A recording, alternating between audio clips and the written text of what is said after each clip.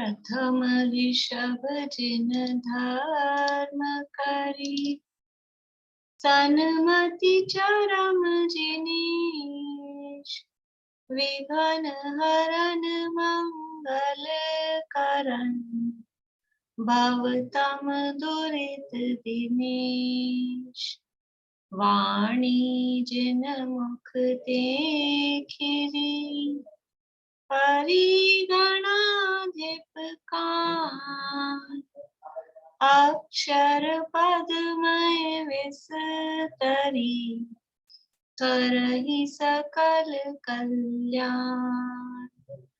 गुरु गणधर गुणधर सकल, प्रचुर परम्पर ओर, व्रत तप धर तनु नगन तर, वंदो वृष शिरमोर, वंदो वृष शिरमोर।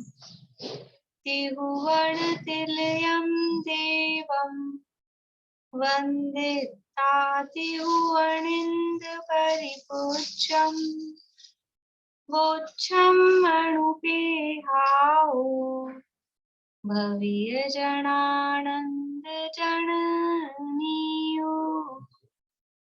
त्रिभुवन तिलक शत इंद्र वंदित, देव श्री अरहंत को, कर नमन कहूँ अनुप्रेक्षाएं, भव्य को सुख कर अहो।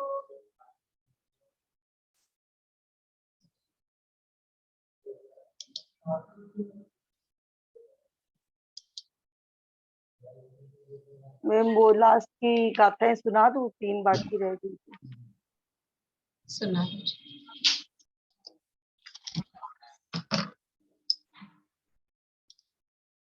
कार्तिकेय अनुप्रेक्षा नामक की ग्रंथ है, इसके अंतर्गत संसार भावना की चर्चा अपनी चल रही थी विगत अनेक दिनों से। और इसमें संसार चतुर्गति रूप संसार है। 2 तरह से संसार की व्याख्या की जाती है। एक तो चतुर्गति रूप संसार, जहाँ जीव जो पहली गाथा में कहा था कि जन्म लेता है, एक शरीर छोड़ता है, दूसरा शरीर ग्रहण करता है। तो चतुर्गतियों की परिस्थितियां, वहाँ क्या स्थिति थी, किस प्रकार से वहाँ दुखी दुख भोगे, वो बात पहले बताई। फिर दूसरी तरह से संसार कहते हैं वो 5 प्रकार का संसार। ये संसार यानी ये एक चक्र है और 5 प्रकार से इस चक्र में जीव घूमता रहता है। और कारण क्या है? चारों गतियों में भटकने का कारण, और ये 5 प्रकार से संसार में भटकने का कारण, परिभ्रमण करने का कारण, मिथ्यात्व और कषाय, यही इसका कारण है। तो उस कारण से जीव ये परिभ्रमण अनादिकाल से लेके आज तक करता आ रहा है। तो पंच परावर्तन, 5 प्रकार के संसार की चर्चा अपनी चल रही थी। द्रव्य, क्षेत्र, काल, भव और भाव, ये 5 प्रकार के परावर्तन, जिनका स्वरूप अपन ने यथा योग्य बहुत अधिक विस्तार से तो नहीं जाना, लेकिन फिर भी अपने हिसाब से हमने विस्तार से उनका स्वरूप देखा है। और ये जो पंच परावर्तन है, ये पंच परावर्तनों का ज्ञान जिनवाणी में भी प्रकरण ये विषय क्यों दिया गया है कि हमको संसार से विरक्ति उत्पन्न हो। संसार से का मतलब है कि संसार में हमको वस्तुओं में, क्षेत्र में, व्यक्तियों में, शरीर में, ये जो भावों में हमको आसक्ति रहती है, उनको प्राप्त करने की इच्छा रहती है, और उसके लिए हमारा ये कषाय के परिणाम होते रहते हैं। तो उन सब से हमको विरक्ति उत्पन्न हो, इसके लिए ये यहाँ पर ये प्रकरण दिया गया है। पंच परावर्तन का मतलब क्या है? शुरू में अपन ने देखा था कि पंच परावर्तन करने हैं, इसके लिए ये बताया गया है नहीं, और पंच परावर्तन करने चाहिए नहीं। तो फिर पंच परावर्तन का मतलब क्या है कि पंच परावर्तन, ये परावर्तन उस काल की गणना है, उस टाइम को बताया गया है कि जब से यानी जीव ने संसार में जो दुख भोगे हैं उसके टाइम का आइडिया अपने को लगे कि कब से हम हैं, कब से अनादि से हैं। शुरुआत तो है नहीं, लेकिन शुरुआत नहीं है तो हम अनादिकाल से क्या करते आ रहे हैं, किस प्रकार से हम ये परिभ्रमण परिभ्रमण किस प्रकार से किया, उसका टाइप उसका तरीका यहाँ बताया गया है कि इस तरह से द्रव्य को रिपीट किया, इस तरह से हर क्षेत्र पे जन्म लिया, वो क्रम पूर्वक हर काल में जन्मा और मरा, हर गति की हर आयु को नंबर वाइज क्रम से प्राप्त किया हुआ है और हर प्रकार के भावों को जो कर्म बंध के योग्य 148 प्रकृतियों की कर्म बंध के योग्य जितने तरह के जो भी भाव हैं उन भावों के साथ में जो जो योग स्थान है हर योग स्थान को क्रम से प्राप्त करके और उन भावों को प्राप्त किया हुआ है। इसलिए संसार का तो ऐसा कुछ भी नहीं है जो हमने प्राप्त नहीं किया है। तो फिर क्या है कि अभी भी कुछ है ऐसा जो प्राप्त नहीं किया है, वो है मोक्ष मार्ग। तो मोक्ष इस संसार से विरक्त हो और मोक्ष मार्ग में आगे बढ़े, इसके लिए सारा प्रकरण यहाँ पर दिया गया है। कल अपन ने काफी चर्चा लाभ के संदर्भ में की थी। अब ये 72 नंबर की गाथा है। अब पंच परावर्तन के कथन का संकोच करते हैं।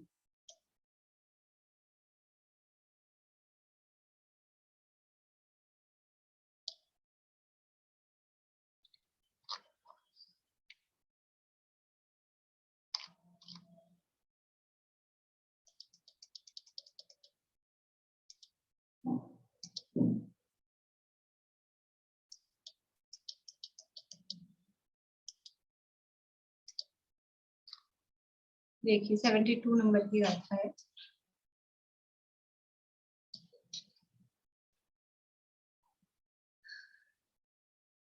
गाथा मैं बोल रही हूँ। एवं अनादि काले पंच पयारे भ्रमे संसारे नाना दुख निहाणो जीवो मिच्छत दोषेण। एवं अनादि काले पंच पयारे भ्रमे संसारे नाना दुख निहाणो जीवो मिच्छत दोषेण। मीना चाची बोलिए।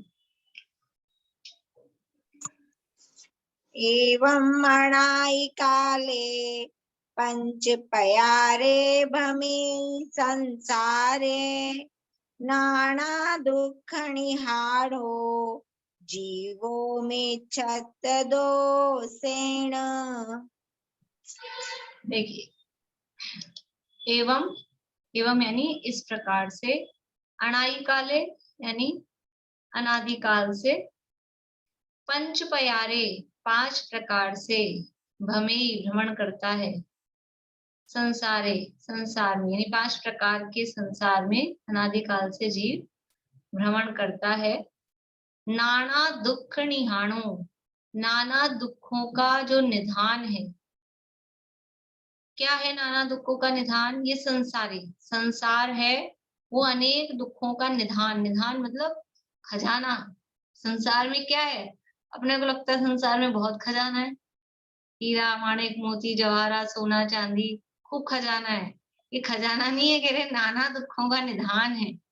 ये संसार कैसा है? ये दुखों का खजाना है। सोना चांदी हीरा जवाहरात का नहीं। सोना चांदी हीरा जवाहरात तो है दुनिया में, लेकिन उसको उसके राग के वशीभूत होकर उसको प्राप्त करने की इच्छा या उसको अपना मानने के कारण क्या हो रहा है कि संसार में परिभ्रमण हो रहा है। तो वो ये संसार है, नाना दुखों का, अनेक दुखों का खजाना है। नाना दुख निहानो यानी अनेक प्रकार के दुखों का निधान, खजाना। जीवो, जीवो यानी जीव, मिथ्यत्व दोषेण मिथ्यात्व के दोष से, ये शब्द अर्थ हुआ है अभी। इस प्रकार अनादिकाल से 5 प्रकार के भ्रमे यानी भ्रमण करता है, संसारे यानी संसार में, नाना दुख निहानो नाना दुखों का निधान, जीवो यानी जीव, मिच्छत दोषेण मिथ्यात्व के दोष से। तो कैसे बनेगा अर्थ कि इस प्रकार अनेक प्रकार के दुखों का निधान जो संसार है, उस संसार में जीवो यानी जीव अनादिकाल से मिच्छत दोषेण मिथ्यात्व के दोष से भ्रमण करता है, भ्रमेयी भ्रमण कर रहा है। ये अनादिकाल से 5 प्रकार के इस दुखों का निधान रूप जो 5 प्रकार का संसार है, इसमें जीव मिथ्यात्व के दोष से यानी क्यों परिभ्रमण कर रहा है संसार में कि मिथ्यात्व क्या चीज है, मिथ्यात्व क्या चीज है, संसार में परिभ्रमण कर रहा है मिथ्यात्व के दोष से। और मिथ्यात्व का मतलब क्या है, मिथ्यात्व यानी क्या? उल्टी मान्यता। उल्टी मान्यता तो बच्चों के लिए है। उल्टी मान्यता का मतलब क्या? ये राग द्वेष कषाय, इसमें मिथ्यात्व वगैरह करना। बोलिए प्रेमलता जी, उल्टी मान्यता का मतलब क्या? पर वस्तु को अपना मानना। पर वस्तु को अपना मानना, जो अपना नहीं है उसे अपना मानना। ये भी अभी समझ लो बहुत क्लियर नहीं हुआ। बात सही है लेकिन और इसको क्लियर करना है। बोलिए चेतना। जो जैसा है उसको वैसा नहीं मानना और जो जैसा नहीं है उसको वैसा मानना। मतलब 7 तत्व संबंधी जो जो जो सच्ची श्रद्धान होनी चाहिए उसको उल्टा मानना, जीव को और अजीव को एक में मिलाना, इस तरह का सब। बढ़िया, बहुत अच्छा। यानी जो वस्तु जैसी है उसको वैसा नहीं मानना। तो वस्तु कैसी है कि जीव है, जीव को जीव नहीं मानना, जीव को शरीर अजीव मान रहा है। शरीर अजीव है, अजीव को जीव मान रहा है। जो सुख के कारण है उन्हें दुख का कारण मान रहा है, जो दुख के कारण है उन्हें सुख का कारण मान रहा है। इसका नाम है उल्टी मान्यता। उल्टी मान्यता का मतलब क्या? उल्टी मान्यता अपन बोल देते हैं लेकिन उसका भाव भाषण नहीं होता है। रस्सी को सांप जान लिया तो हमारी मान्यता उल्टी हो गई। घर में बच्चे होते हैं चिंटू पिंटू मिंटू, तो चिंटू को पिंटू बोल दिया, पिंटू को मिंटू बोल दिया, तो हमारी मान्यता उल्टी हो गई।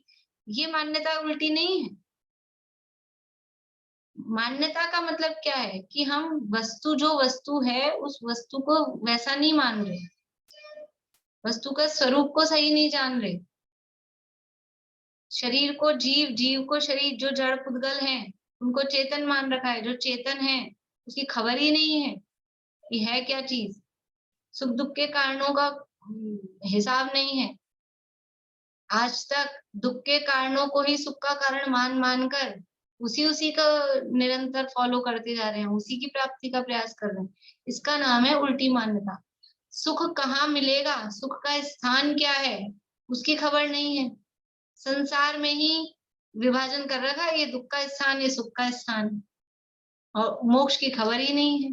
सच्चा वास्तविक सुख कहाँ होता है उसकी खबर ही नहीं है। इसका नाम है उल्टी मान्यता। तो शास्त्र की भाषा में उसे कहें 7 तत्व संबंधी विपरीत मान्यता। लेकिन 7 तत्व संबंधी विपरीत मान्यता बोलते हैं तो भी हमको समझ नहीं आता है। तो ये कि शरीर को आत्मा मानना, आत्मा को शरीर मानना, सुख के कारण को दुख का कारण मानना, दुख के कारण को सुख का कारण मानना, पूर्ण सुख की दशा की खबर ही नहीं होना, इसका नाम है उल्टी मान्यता। बाकी दुनिया में इसको किसी को कुछ मान लिया, किसी को कुछ मान लिया। मान लीजिए फ्रिज में भगोनी में दही रखा है और अपन ने उसको दूध मान लिया, दूध रखा है उसको अपन ने दही मान लिया, तो इससे क्या हमारी मान्यता उल्टी हो गई? इसका नाम नहीं है, तो लौकिक व्यवहार है। मान्यता का मतलब है प्रयोजनभूत वस्तुओं के संबंध में जो हमारी मान्यता, उनको जो हम उनका स्वरूप जान रहे हैं। तो जो वस्तु जैसी है उसको वैसा नहीं जानना। और वस्तु का मतलब है प्रयोजनभूत। प्रयोजन किससे है? जीव से, अजीव से। अजीव मतलब ये शरीर, आश्रव बंध आदि से, संवर निर्जा मोक्ष, ये हमारे प्रयोजनभूत है। प्रयोजन भूत तत्व किसे कहते हैं? हमको कैसे पता लगेगा कि यही हमें प्रयोजन भूत है? ये तो आप कह रहे हो, हमको कैसे समझ में आएगा कि क्या प्रयोजन भूत है, क्या प्रयोजन भूत नहीं है? ये अपन पढ़ चुके हैं बेसिक क्लास के अंतर्गत, 7 तत्व संबंधी भूल पढ़ा था और उसमें प्रयोजन भूत तत्व है। बोलिए कौन बोलेगा सुनीता आंटी के अलावा? सुनीता आंटी को तो याद है। प्रयोजन भूत तत्व किसे कहते हैं? बोलिए रेणु जी। जो जीव है, जीव और अजीव, वो प्रयोजन भूत तत्व है। एक परिभाषा पूछ रही हूँ, प्रयोजन भूत तत्व किसे कहते हैं, मतलब परिभाषा के रूप में। परिभाषा ध्यान। नहीं, पूर्णिमा आंटी आप बोलेंगे? जिससे अपना मोक्ष मार्ग का प्रयोजन सिद्ध हो उसे प्रयोजन भूत तत्व का, जिन तत्वों के श्रद्धान से ज्ञान से अपना मोक्ष मार्ग का प्रयोजन सिद्ध हो उन्हें प्रयोजन भूत तत्व कहेंगे। ठीक है, थोड़ा सा अंतर और, मतलब बात तो ठीक है। मैंने क्लास नहीं सुनी, आपने ऐसे ही बता दिया। अरे आपने तो पढ़ा हुआ है वैसे ही। ये अपनी तो पुरानी चली हुई है सब। बोलिए भाई साहब। जिन तत्वों की श्रद्धा से हमारे आत्मा का प्रयोजन सिद्ध हो और अन्यथा श्रद्धा से हमारा प्रयोजन ना सिद्ध है, उनके स्वरूप का चिंतन करना हमारे मोक्ष मार्ग में सहायक हो, उनको प्रयोजन भूत तत्व है। ठीक है, बढ़िया। देखिए, प्रयोजन भूत तत्व किसे कहते हैं? ऐसे तत्व जिनकी सम्यक श्रद्धा और ज्ञान के बिना हमारा दुख दूर ना हो सके। प्रयोजन क्या है? पहले तो प्रयोजन सेट करना पड़ेगा ना। प्रयोजन क्या है? क्या प्रयोजन है? जे त्रिभुवन में जीव अनंत, सबका प्रयोजन क्या है? सुख चाहे दुखते भयवंत, सुखी होना और दुख दूर करना, यही हर जीव का प्रयोजन है। जो भी काम करता है, चींटी से लेके हाथी तक, नारकी से लेके देव तक, हर जीव क्या काम क्यों कर रहा है? सुखी होने के लिए। एक ही प्रयोजन है। तो प्रयोजन क्या है हमारा? तब प्रयोजन भूत तत्व समझ में आएंगे ना। हमारा प्रयोजन पैसा कमाना। आदमियों का प्रयोजन क्या है? पैसा कमाना भी प्रयोजन क्यों है? क्यों कमाया जा रहा है पैसा? कि वो समझते हैं ऐसा कि वो पैसा कमा के हम सुखी हो जाएंगे। प्रयोजन सुखी होना है, पैसा कमाना प्रयोजन नहीं है। प्रयोजन है कि सुखी हो जाना। और वो सुख समझ में ऐसा आता है कि पैसे से वो सुख मिलेगा, पैसे से सामग्री मिलेगी, भोग सामग्री मिलेगी, भोग सामग्री से अपने को सुख मिलेगा, ये मान रहे हैं।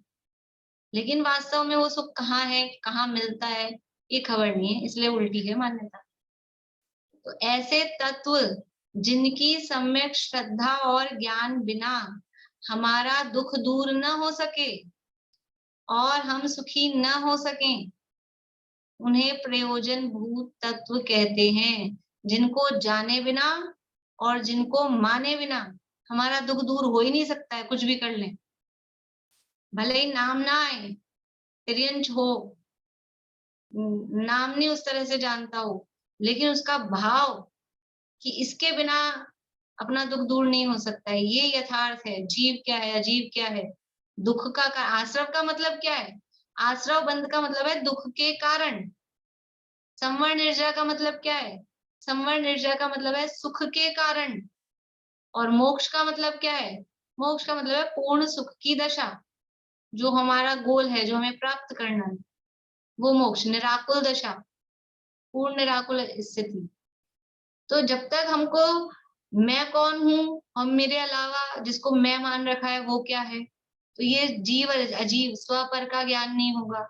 और सुख के, हम सुखी तो होना चाहते हैं, समस्या क्या है? सुखी होना चाहते हैं, दिन रात वही काम करते हैं, लेकिन सुखी हुए नहीं आज तक। हो गया क्या कोई? हुए हों, सुखी हों, हम तो हाथ खड़े करें। अब तो, अभी तो कौन करेगा खड़ा? और ऐसे बोलो तो हाँ हम तो मजे में हैं। ये दुख में ही मजा मान रखा है, कितनी विडंबना है। किसी से भी पूछो, किसी की तकलीफ भी हो ना, कोई व्यक्ति बीमार भी हो, और पूछो कैसे आप? बढ़िया हूँ, ठीक हूँ। पहला डायलॉग तो यही बोलेगा व्यक्ति।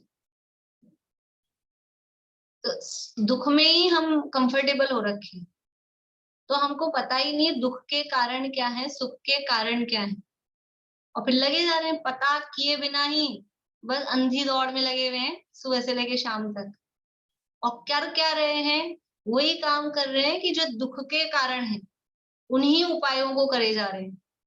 सुख की खबर नहीं है, सुख के उपाय की खबर नहीं है, सुख के कारणों की खबर नहीं है, और दुख के ही उपाय और दुख के ही कारणों में लगे हुए हैं, इसलिए दुखी दुख, सुखी हो नहीं पाए आज तक।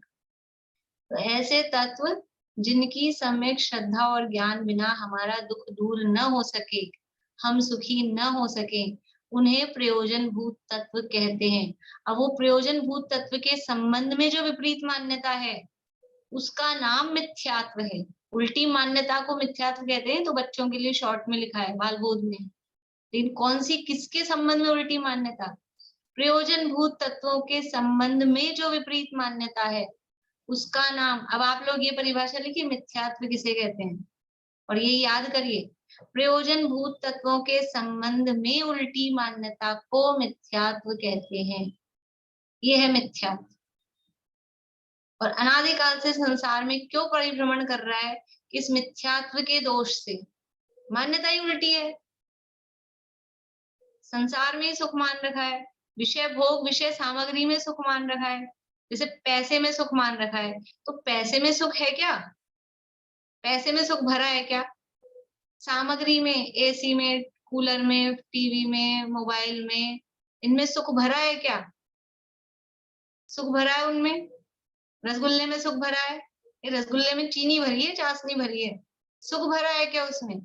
कि सुख नाम का गुण ही नहीं है, सब जड़ पुद्गल अचेतन है। और जो सुख नाम का गुण है वो किस में होता है? वो चैतन्य स्वरूपी जीव में होता है, उसमें वो गुण ही नहीं है, तो कहाँ से आएगा? आपने रोटी सेकी और पानी लगाया, पानी चुपड़ा, और फिर सोच रहे हमारी रोटी अच्छी बढ़िया हो जाए, वो पानी लगाए जा रहे हो, उसमें वो चिकनाई का गुण ही नहीं है। पानी से रोटी चुपड़ी कभी गीली होके बेकार हो जाएगी। हम सोच रहे हैं पानी लगा लगा के हम घी लगा रहे हैं। हम पर पदार्थों में, रुपया में, पैसा में, सामग्री में, जीवों में, दूसरे जीवों में सुख सोच खोजते हैं। पति में, पत्नी में, बच्चे में, माँ में, पिता में, इनमें अपना सुख खोज रहे हैं। तो उनमें तो सुख है ना, वो तो जीव है, उनमें से तो सुख मिल जाएगा ना अपने को। अब हम वस्तुओं में सुख खोजना बंद कर देंगे, अब सुख खोजेंगे खाली कहाँ? पति में, पत्नी में, माता में, पिता में, पुत्र में, पुत्री में, इन मित्रों में, इनमें सुख खोजेंगे। लेकिन उनका सुख उनमें ही रहता है, उनका सुख निकल के अपने में नहीं आता है। ये वस्तु स्वरूप कि एक द्रव्य, अगु लघुत्व नाम का गुण है ना, द्रव्य में द्रव्यपना कायम रहता है। एक द्रव्य दूसरे द्रव्य रूप नहीं होता, एक गुण दूसरे गुण रूप नहीं होता, और द्रव्य में रहने वाले अनंत गुण बिखर कर, तो किसी का गुण निकल के इसमें आ जाए, किसी का सुख मुझ में आ जाए, ऐसा हो सकता है? यदि ऐसा होता तो कोई माता पिता का, किसी भी माँ का बेटा बेटी वो दुखी नहीं होते दुनिया में। और जो भी दुखी है वो किसी ना किसी के बेटा बेटी तो है ही। हर माँ हर पिता क्या चाहता है? ना किसी के माँ बाप दुखी होते, ना किसी के बच्चे दुखी होते, क्योंकि हर व्यक्ति अपने माता पिता को भी सुखी करना चाहता है, बच्चों को भी सुखी देखना चाहता है। तो अगर इधर से उधर ट्रांसफर होता होता एक दूसरे का सुख दुख, तो भी सारा खाली कर दिया होता माओ ने तो सब। कौन दुखी कर देखना चाहता है? लेकिन होता नहीं है, होता नहीं है, दिखता है, साफ साफ दिखता है कि होता नहीं है। बच्चा बुखार में पड़ा हो, अब माँ कितनी परेशान हो, जब ठीक होना होगा, जिस प्रकार से होना होगा तभी होता है। कोई किसी को मरने ही नहीं देता। क्यों? घरों में हमारे किसी का वियोग हुआ, अगर ऐसा होता तो, लेकिन होता नहीं है। तो इसको नहीं मान रहे हैं, इसका नाम है मिथ्या। और इसको स्वीकार करते हैं, वस्तु स्वरूप को स्वीकार करते हैं, तो उसका नाम है सम्यक। तो संसार में परिभ्रमण क्यों हो रहा है? संसार में परिभ्रमण का कारण ये मिथ्या मानता है। ये क्यों इतने सारे द्रव्य परावर्तन, क्षेत्र परावर्तन, काल परावर्तन क्यों किए? कि आज तक, इसका मतलब ये है आज तक मान्यता सुधारी नहीं। अगर एक बार भी मान्यता सुधर गई होती, एक बार भी, तो पंच परावर्तन नहीं होते, फिर केवल मैक्सिमम भी टाइम बचता तो एक परावर्तन भी नहीं होता, आधा, और आधा भी कौन सा, सबसे छोटा वाला, वो भी मैक्सिमम। मैक्सिमम बताया कि कोई बिल्कुल ही वापस से समझ लो भूल जाए बिल्कुल ही, तो उससे अधिक काल संसार में नहीं रहता। एक बार अपने स्वरूप का भान हो जाए, अपने स्वरूप की खबर हो जाए, ये मान्यता हमारी सुधर जाए, कितना सा काम है, मान्यता सुधारनी है। बाहर में कुछ नहीं करना है, उठा पटक ये वो, केवल अपनी मेंटेलिटी को बदलना है, और वो हमसे नहीं हो रहा है। अपनी मान्यता नहीं बदली जा रही है कि वस्तु के जो स्वरूप है, एक द्रव्य दूसरे द्रव्य का कर्ता नहीं है। जो होना है सब निश्चित है, और एक द्रव्य दूसरे द्रव्य का कर्ता नहीं है। ये मूल मंत्र, ये मंत्र है कि जो होना है सब निश्चित है, और एक द्रव्य दूसरे द्रव्य का कुछ नहीं कर सकता है, जीवन मरण सुख दुख कुछ भी नहीं। तो एकदम निश्चिंतता आती है। फिर वो जो स्वरूप है, एक द्रव्य दूसरे द्रव्य का कुछ नहीं कर सकता है, तो जीव अजीव का क्या करेगा? तो मैं तो जीव हूँ, ये शरीर अजीव है, मैं शरीर का कुछ नहीं कर सकता, शरीर मेरा कुछ नहीं कर सकता। अन्य जो है जीवों के साथ जो संबंध है, जो रिश्तेदार हमारे दिखाई देते हैं, वो अलग द्रव्य है, मैं अलग द्रव्य हूँ। एक द्रव्य दूसरे द्रव्य का कुछ नहीं कर सकता। ये सेट हो जाए ना एक बार माइंड में, तो आप देखिए कितनी जीवन में निर्भरता आती है, जीवन बदल जाता है। एक द्रव्य दूसरे द्रव्य का कुछ नहीं कर सकता। रोटी बना रहे हैं, भोजन बना रहे हैं, तो वो अच्छा बना कि खराब बना, एक द्रव्य दूसरे द्रव्य का कुछ नहीं कर सकता। तो अच्छा बना तो मैंने बनाया, ऐसा अहंकार नहीं होगा, और बिगड़ गया तो मेरे कारण बिगड़ गया, ऐसी दीनता नहीं आएगी। हर जगह लगाना। बच्चे पढ़ लिख के अच्छे हो गए तो हमने हमने पढ़ाया लिखाया, हमने संस्कार दिए, कोई नहीं है, सबका अपना अपना है, एक द्रव्य दूसरे द्रव्य का कुछ नहीं कर सकता। और बच्चे बिगड़ गए, नहीं रहे लाइन पे, तो भी देखो यहाँ अभी निश्चय परक कथन चल रहा है, वस्तु स्वरूप की परक कथन चल रहा है। इसका मतलब हम स्वच्छंद हो जाएं, फिर बच्चों को कहें ही नहीं, अच्छी बात बताएं ही नहीं, ऐसा नहीं है।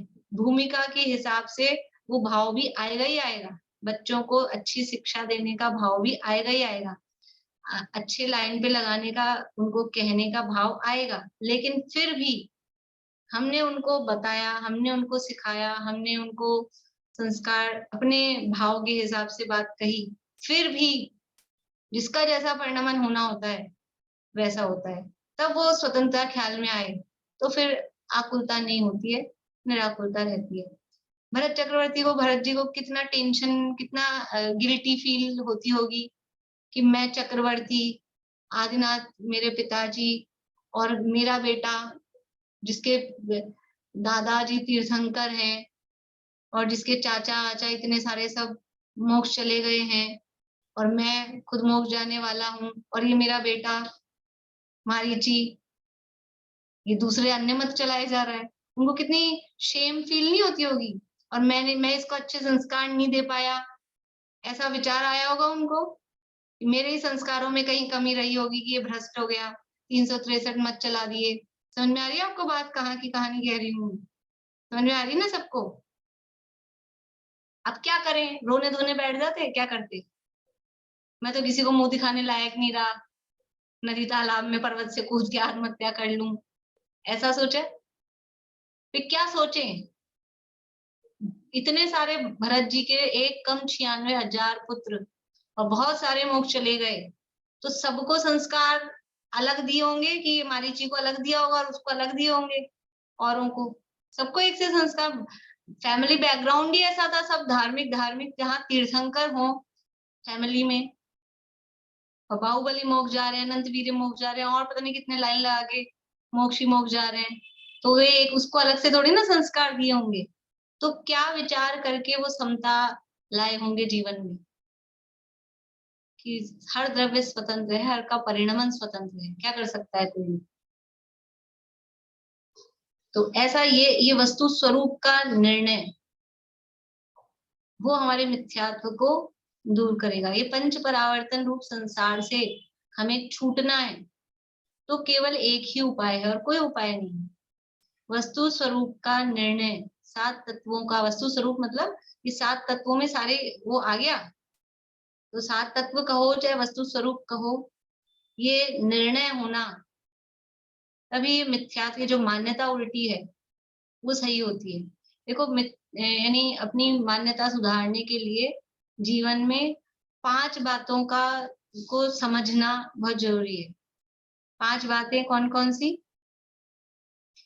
एक तो क्रमबद्ध पर्याय, कि जो पर्याय हो रही हैं, ये सिद्धांत भी कह सकते हैं। 5 सिद्धांत मतलब सिद्धांत मिलके तो 3 ही होंगे, 5 हैं वैसे। जो पर्याय जो भी उत्पन्न हो रही हैं वो सब क्रमबद्ध हैं, मतलब सब निश्चित हैं, ये क्रमबद्ध पर्याय।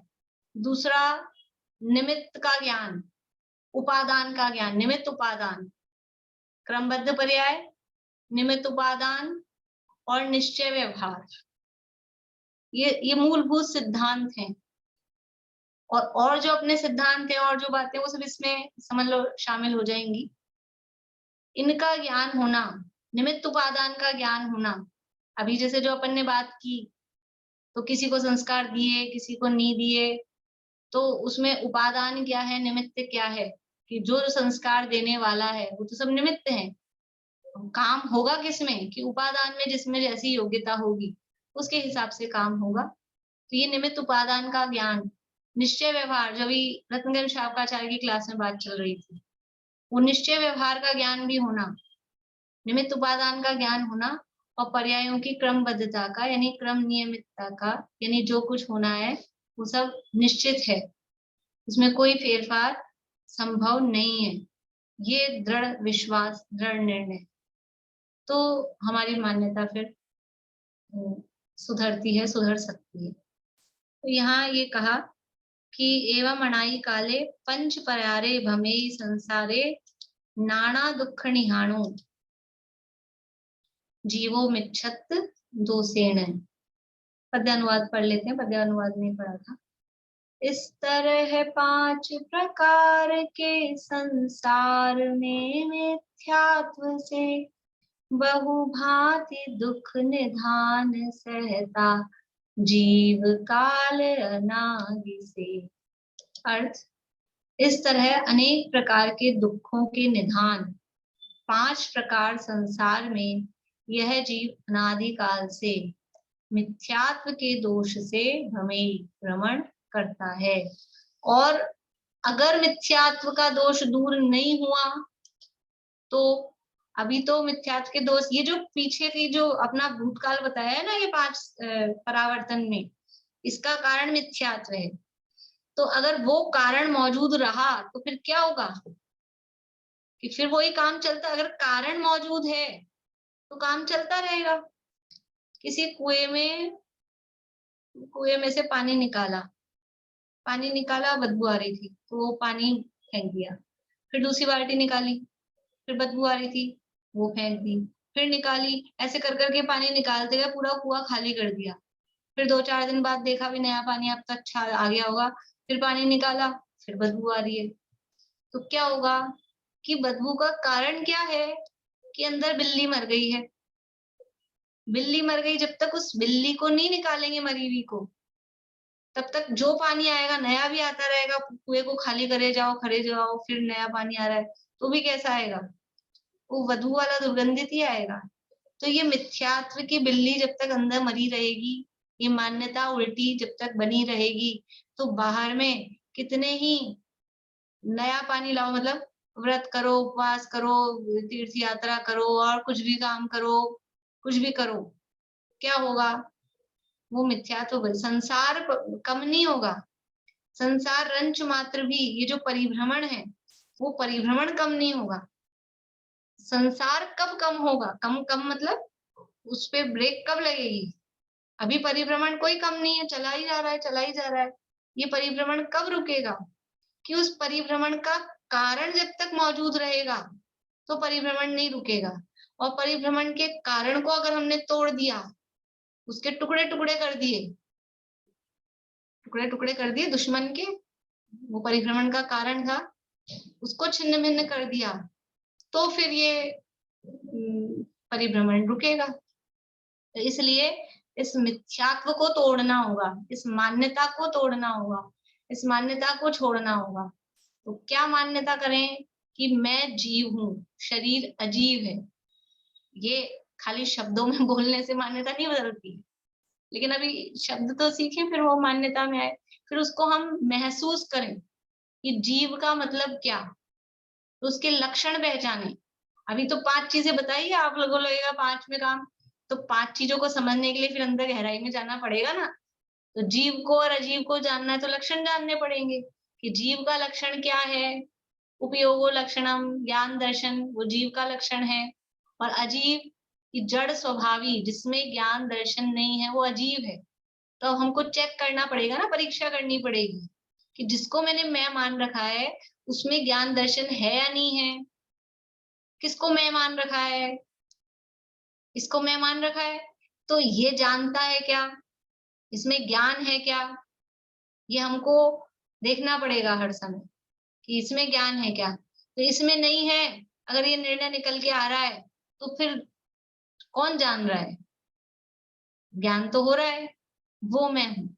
तो ऐसा अपनी पहचान हो, और फिर वही सुख दुख के कारणों में वहां निर्णय करें कि जिनसे हम सुख मान रहे हैं वास्तव में उनसे हमको सुख हो रहा है क्या। देखो सुख दुख भी ये अंदर से अपनी मान्यता से ही होता है। हमको लग रहा है, जिसको खाने पीने में लगता हो तो अच्छी जो भी कोई पसंद की चीज हो वो खा के हम सुखी हो जाते हैं, वो खा के सुखी हो जाते हैं। लेकिन अगर किसी और बात से मूड खराब है और वो अच्छी से अच्छी वस्तु अपने सामने रखी गई, फिर वो आनंद आता है क्या उसमें, वो हमको सुखी कर पाती है क्या। अगर कोई और व्यापार में नुकसान हो गया, किसी का वियोग हो गया, किसी से लड़ाई झगड़ा हो गया, और फिर रसगुल्ले गुलाब जामुन और ये रखे अपने सामने, बोलते भी ऐसे सारा खाने का मजा ही किरकिरा हो गया। मान लो कोई झगड़ा कर लिया हो किसी ने, सारे खाने का मतलब वो मजा नहीं आता है। तो वो वस्तु में सुख था क्या, सुख अपने को अपनी मान्यता से ही आ रहा था। हमारी मान्यता ये थी कि रसगुल्ला खा के मैं सुखी होता हूँ। तो अपने सुख आता कहाँ से, वास्तव में तो वो सुख है ही नहीं, लेकिन वो जिसको हम सुख मान रहे हैं वो भी कहाँ से आ रहा है, वो भी अपनी मेंटेलिटी से हमने ऐसा सोच रखा है, उसके कारण आ रहा है। तो अपनी मान्यता सुधारने के लिए ये सब हमको देखना चाहिए, हमको निर्णय करना चाहिए। पढ़ा हमने, सब सिद्धांत पढ़ लिए, ये सब बातें पढ़ ली, थोड़ा सा उसको अप्लाई देखना चाहिए, विचार करना चाहिए, चिंतन करना चाहिए कि जिनवाणी में जो कहा गया है ये ऐसा है कि नहीं है, ऐसा अपने को भाषित हो रहा है, लग रहा है कि नहीं लग रहा है जो कहा गया है। ये एक चीज आपको देखनी है, क्या देखनी है, कल तक, कि ये जो कहा गया आज कि पर पदार्थों में सुख नहीं है, तो ये अपने को फील हो रहा है कि नहीं हो रहा है। अगर ऐसा फील हो रहा है कि हमको तो एसी चला के सुखी, तो कोई बात नहीं, फील हो रहा है तो उसमें और फिर उसकी ऊहापोह करें कि एसी चलाने से अपने को सुख लग रहा है, बहुत तेज गर्मी हो रही है, बहुत हम दुखी हो रहे थे, और फिर एसी चला, एसी हवा खाई, तब हम सुखी हुए। तो फिर ये देखें कि एसी से मुझे सुख होता है, तो क्या हर समय एसी से सुख होता है। बहुत तेज भूख लग रही हो और आप तो एसी से सुखी होते हो ना, लो हमने एसी चला दिया, बैठे रहो चुपचाप, आप भूख लग रही होगी तो क्या वो हम सुखी हो जाएंगे। या एसी से हम सुखी हो रहे हैं तो फिर एसी चलता ही रहे, चलता ही रहे, चलता ही रहे, एक बार भी बंद नहीं हो, फिर क्या होता है, फिर कांपने लग जाते हैं, ठंड लगने लग जाती है। तो फिर सुखी हो रहे हैं कि दुखी हो रहे हैं। या फिर सर्दी के दिनों में एसी चला दिया जाए, एसी से सुखी होते हैं ना, फिर क्या होगा, सर्दी के दिनों में तो पंखा भी चल जाए तो ये हालत खराब है। तो इसका मतलब ये ऐसा, ये एक उदाहरण दिया आपको मैंने, क्योंकि आपको लगेगा हमको क्या विचार करना है, कैसे विचार करना है, क्या करें। तो ऐसा एक एक चीज लगेगा ऐसा, हमको तो हो गया ना निर्णय, हम एक झटके में सारा निर्णय दे देंगे, लेकिन एक झटके में नहीं, हमको एक एक चीज पर ये चिंतन का तरीका, विचार का तरीका है एक एक चीज पर विचार करें हम, कि जिसको भी हम देख रहे हैं, मान रहे हैं कि इससे मैं सुखी होता हूँ। घर में जो जो चीज रखी है वो सुखी होने के लिए तो रखी है अपन ने। तो एक एक चीज को देख देख कर हम सोचे विचारें कि क्या हम इससे सुखी हो रहे हैं, कैसे सुख होता है। एक झटके वाला जवाब नहीं देना है, एक एक चीज पे विचार बैठ के, तब आपका आराम से ध्यान होगा। 15-20 मिनट तक एक चीज पे विचार करो, आधा घंटा। क्या करना है, अब बोलते ना हमारा उपयोग नहीं लगता है ध्यान में, इधर उधर नहीं जाएगा, इधर उधर ऐसे विचार करेंगे ना तो नहीं जाएगा इधर उधर। पर एक झटके में जवाब दे दिया नहीं, बाकायदा उसको देखना है, खोजना है। देखिए एक गाथा और है। अब संसार से छूटने का उपदेश करते हैं। ये तो अभी तक तो संसार में घूम रहे थे, उसकी बात कही।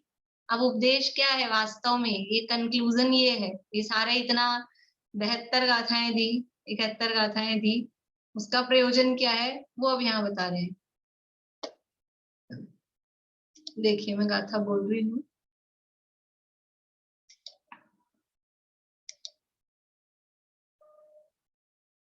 दीपिका जी आप बोलिएगा पीछे।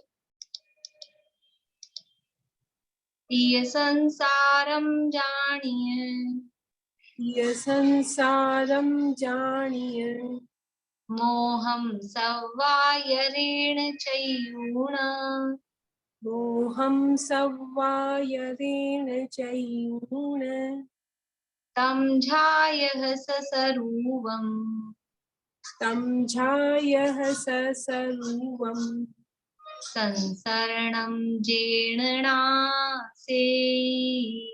संसरणं जेणनासेयि,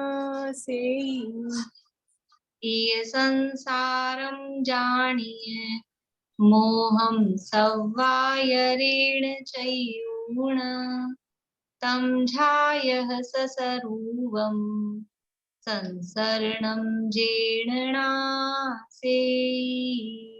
ये संसारं जानिय, मोहं सव्वायरेण चैयूण, तं झायः ससर्वं, संसरणं जेणासेयि।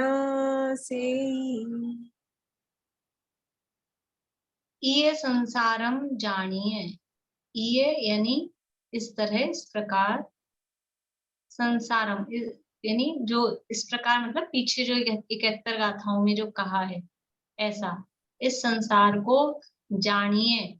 जानिए यानी जानकर, सव्वायरेण, सव यानी सब, और आयरेण मतलब हम सब प्रकार से, सब प्रयत्न करके। आयर जो शब्द है, सब प्रकार से, सब प्रयत्न पूर्वक। चैयूण, चैयूण यानी त्यागना, पीछे भी शब्द आया था उसमें, चैयूण महामोहन मोहम। तो चैयूण यानी उसको त्यागना, त्याग दो। तम झायः, तम यानी उसको, झायः ध्यान करो, किसका, ससरूवम, स यानी स्व, ये स शब्द है वो स्व, और स्वरूप, स्वस्वरूप का ध्यान करो। संसरणम जेण नासेयी, जो ये संसरण है, ये जो परिभ्रमण है, जेण यानी उससे, जिससे, नासेयी नष्ट हो जाए।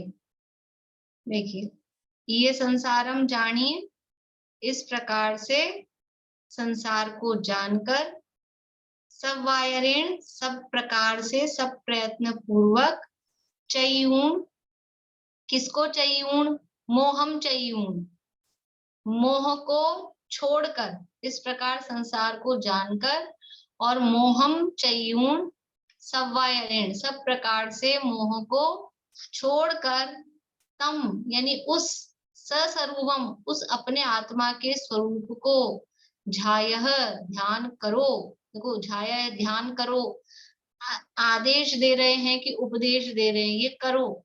चैयूण उसको छोड़ो, और झायः ध्यान करो, सस्वरूपम अपने आत्म स्वरूप का। क्या होगा, मोह को छोड़ेंगे और आत्मा का ध्यान करेंगे, उससे होगा क्या, जेण जिससे, संसरणम संसरण यानी संसार का परिभ्रमण, सन यानी संसार और सरण यानी उसमें परिभ्रमण, संसार में परिभ्रमण, और अकेला संसरण का अर्थ भी परिभ्रमण कर सकते हैं। वो परिभ्रमण का क्या होगा, नासेई, वो परिभ्रमण उससे नष्ट होगा। यदि हम संसार का परिभ्रमण छोड़ना चाहते हैं तो क्या करें कि ये संसार को जानकर, इस प्रकार से चतुर्गति की स्थितियों को और 5 प्रकार के संसार को जानकर, क्यों जानकर क्या छोड़ना है, मोहम, क्योंकि ऊपर कहा था कि मिच्छत्त दोषेण नाना दुख निहाणो, संसारे परिभ्रमण में हुआ, संसार में मिथ्यात्व के कारण, मिथ्यात्व कहो या मोह कहो एक ही बात है। तो इसलिए अब सब प्रकार से, देखो सब प्रकार से इस मोह को छोड़ो। सब प्रकार से का मतलब है जैसे भी करके, मर पच करके भी। सब प्रकार से का मतलब है कि दूसरा कोई काम नहीं, सबसे पहले ऐसे बोलते ना कि बस कुछ भी करके, सब प्रकार से कैसे भी करके ये काम आप कर लो तो फिर आपकी बस वारे न्यारे हैं आपके, तो ये हो जाएगा। तो ऐसा सब प्रकार से, जो भी सब प्रकार से में साम दाम दंड भेद, दुनिया में कहते हैं ना कि ये चीज प्राप्त करनी है तो कुछ भी करके, तो कुछ भी करके क्या करें कि मर के भी, कि मर ही जाएंगे तो फिर क्या होगा। मतलब ये है कहने का, जो मर के भी का मतलब है कि हर कीमत पर, ये तो समझ लो कहावत है कि मर के भी ये काम करो। इसका मतलब क्या है, हर कीमत पर सबसे पहला, और हर कीमत पर करो तो उससे भी ये समझ में आ रहा है कि पहले में पहले, सबसे पहला हमें क्या काम करना योग्य है कि साहब अभी टाइम हो जाएगा, सबसे पहले तो खाने पीने का काम करेंगे, फिर रात होने लगेगी, कुछ और काम करना है कि और कोई दूसरे काम होंगे। सबसे पहले इस रिकॉर्डिंग है, रिकॉर्डिंग में नाम डालना पड़ेगा, फिर आपको भेजना पड़ेगा, सबसे पहले तो वो करना पड़ता है कि ये नहीं है। सबसे पहले क्या, सबसे पहले प्रथम में प्रथम, हे जीव तू अपनी आत्मा को जान। प्रथम में प्रथम इस मोह को छोड़, क्योंकि मोह ही हमको संसार में परिभ्रमण कराने वाला है, संसार में भ्रमाने वाला है, रुलाने वाला है। तो इस मोह का मतलब बच्चों से मोह है, पति से मोह है, पत्नी से मोह है, अकेला वो मोह का मतलब है वही उल्टी मान्यता, जो अपने स्वरूप के संबंध में उल्टी मान्यता है, उसका नाम है मोह।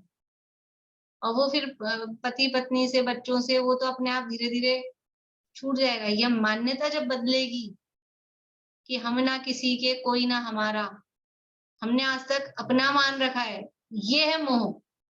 और जब ये मान्यता छूट जाएगी कि ये मेरे है ही नहीं, मैं ही मेरा हूँ, अनंत गुण ही मेरे हैं और मेरा कुछ नहीं है, वो मान्यता छूटेगी तो वो उधर का मोह भी अपने आप ही, ऐसा नहीं है कि आप छोड़ देंगे पति को, पत्नी को, बच्चों को, छोड़ना नहीं है, मोह छोड़ने को कह रहे हैं।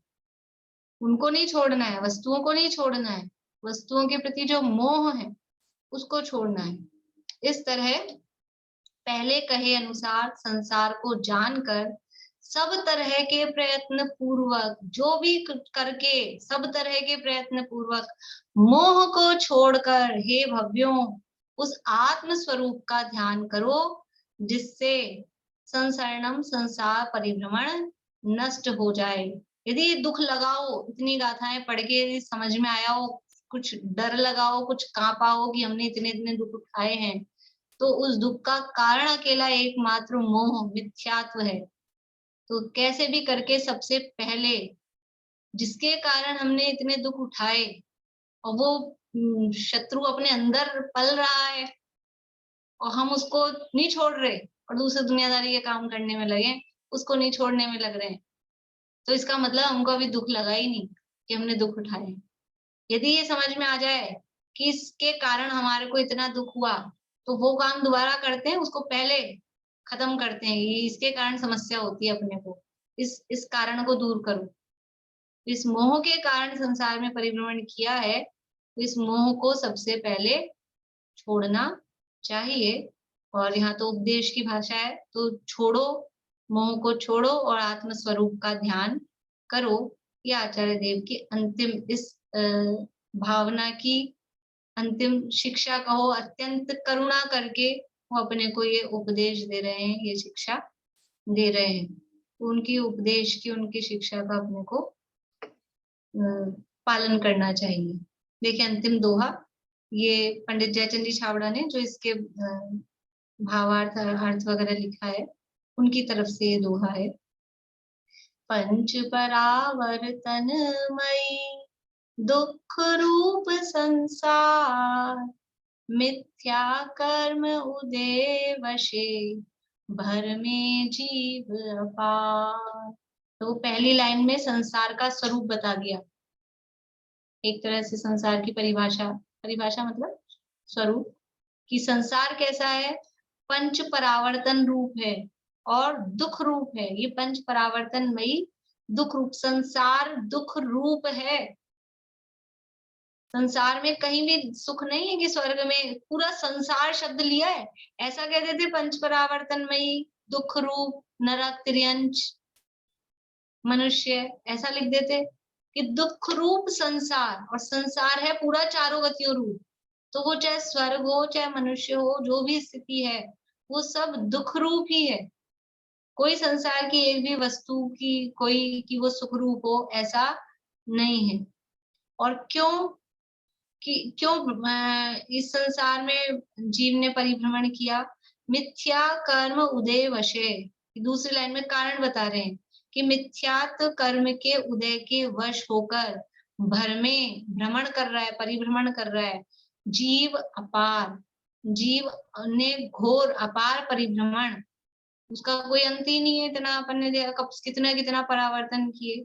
तो मिथ्यात्व कर्म के उदय के वश से जीव संसार में घोर दुख उठा रहा है, घोर परिभ्रमण कर रहा है। तो ये कारण बताया और आचार्य ने उसका प्रेरणा भी दी है कि इस मोह का शीघ्र जैसे भी करके कैसे भी ये जो शब्द दिया है ना, सव्वा या ऋण, सब प्रकार के प्रयत्न पूर्वक जो भी आप कर सको, हर प्रयत्न करके इस मोह का त्याग करना ही चाहिए।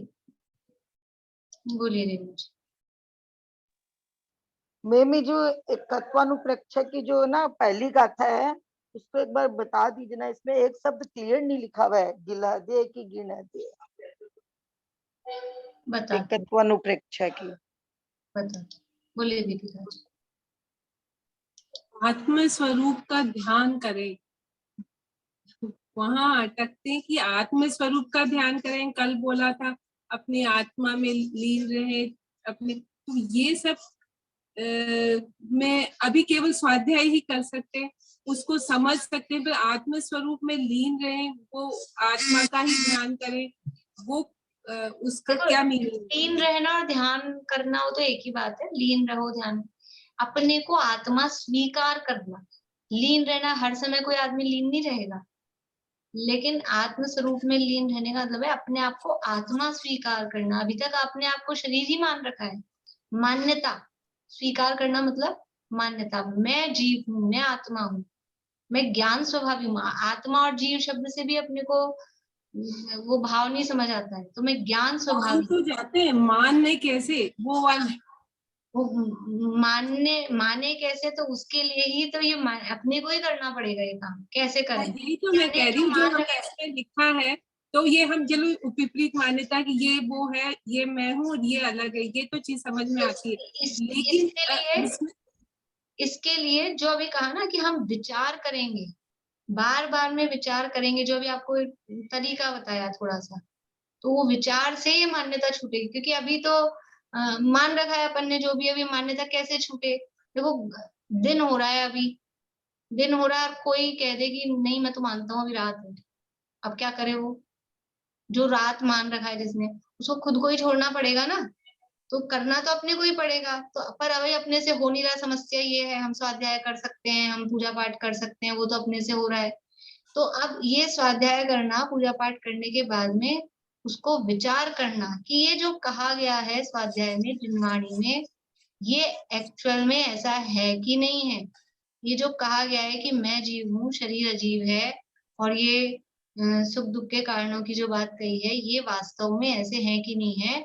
कि विचार करेंगे, विचार करने पर मान्यता बदलती है। मान लो किसी ने आपकी बेस्ट फ्रेंड हो और उसके बारे में कह दिया कि वो तो तुम्हारी फ्रेंड बनती है लेकिन वो तो दुश्मन है, तो अभी तो आपने उसको फ्रेंड मान रखा है, कैसे मान्यता बदलेगी? विचार करते हैं कि नहीं करते हैं, फिर नोटिस करते हैं कि नहीं करते हैं कि हाँ ये ऐसा कर रहा है, ऐसा कर रही है, उसने ऐसा बताया था, तो वो विचार करने पर फिर निर्णय होता है कि हाँ ये तो वास्तव में दुश्मन है।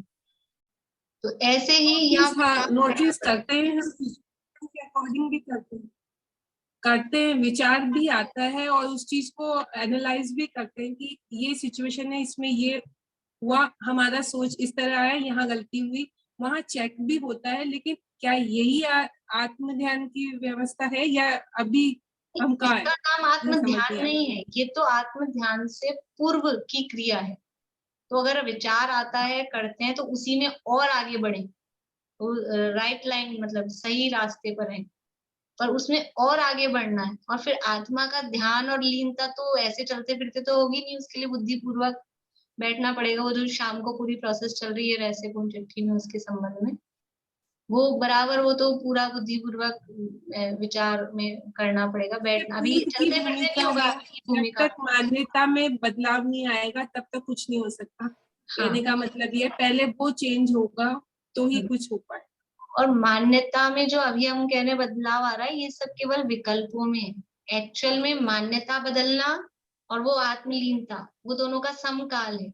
एट ए वो तो टाइम विचारों से हम चेंज करते हैं, हम सोचते हैं कि ये नहीं, ऐसा नहीं, ऐसा है, मतलब वो चेक ही हो रहा है एक्चुअली, और तो कुछ नहीं हो रहा। लेकिन तरीका यही है, इसी क्रम में आगे बढ़ के उसको प्राप्त किया जाए।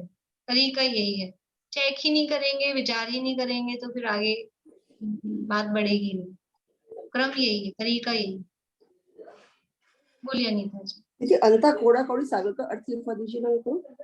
अंतः कोड़ा कोड़ी सागर का मतलब है 1 करोड़ से अधिक, 1 करोड़ सागर से अधिक, 1 करोड़ से 1 करोड़ सागर से अधिक और 1 कोड़ा कोड़ी सागर के अंदर। ठीक है, थैंक यू। बोलिए भाई साहब। ये जो समस्या थी इनकी जो है, तो इसके लिए तो मोक्ष मार्ग प्रकाशन में बहुत सुंदर निर्देश दिया है कि तत्व निर्णय, तत्व विचार पहले, और मतलब आप अपने साधर्मी भाइयों से जो भी अपनी शंकाएं हैं उनका समाधान, और फिर उससे समझ टैली करके फिर अपना निर्णय बनाए, तो वो फिर आगे मार्ग बनता है। ऐसा है। बहुत अच्छा। मोक्ष प्रकाशक में तो आप दीपिका जी आपके पास में है, तो सम्यक सन्मुख मिथ्यादृष्टि प्रकरण है 7वें अधिकार में, पेज नंबर एग्जैक्टली मुझे भी याद नहीं है, 200 के आसपास कोई नंबर है। वो प्रकरण पढ़ें। और अभी रहस्यपूर्ण चिट्ठी वही मोक्षा प्रकाशक में पीछे छपी हुई है, उसमें भी पूरी वो किस तरह से सविकल्प से निर्विकल्प होता है, आत्मानुभव किस प्रकार से होता है, वहां दिया है। वो अभी शाम को चल ही रहा है हमारा, वो पढ़ें जब आप, तो थोड़ा और। देखिए ये गाथा, केवल गाथा गाथा बोल के बता रही हूँ, 74 नंबर की गाथा है।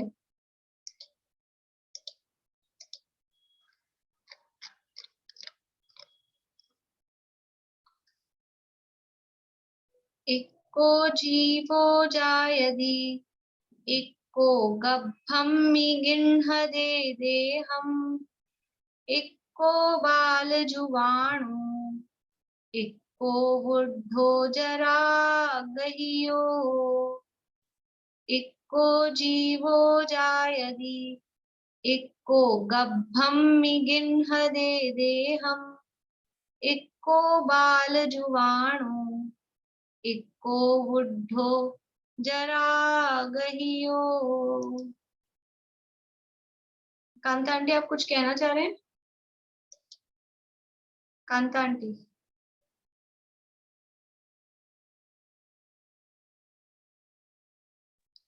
प्रयोजन बोध की परिभाषा लिखनी थी मेरे को, लिखने नहीं।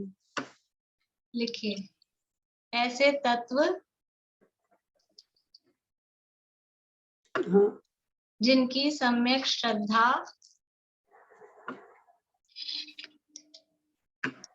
और ज्ञान बिना हमारा दुख दूर न हो सके,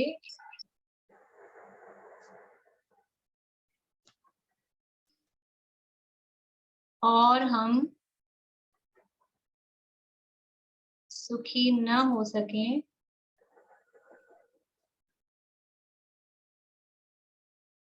उन्हें प्रयोजनभूत तत्व कहते हैं।